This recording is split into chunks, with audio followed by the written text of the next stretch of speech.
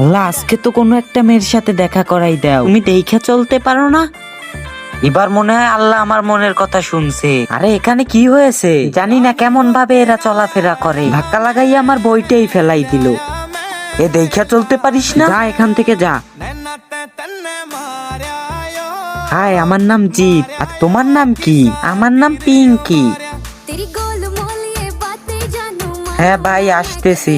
আরে ভাই বল, কেন ফোন দিছি? ওই আমার বোন আজকে গ্রামে এসেছে, ওরে কলেজে দিয়া। ঠিক আছে, আমি দিয়ে আসতেছি।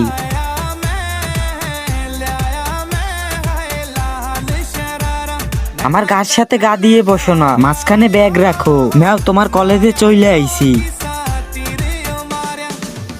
আরে তুমি? হ্যাঁ আমি। প্রথমে কেন বলনি তুমি মাঝখানে বসে আছো? আমি তো চেক করতেছিলাম তুমি লয়াল নাকি। মজা কইরো না, আমি কিন্তু তোমারে মারবো। হ্যাঁ মারো।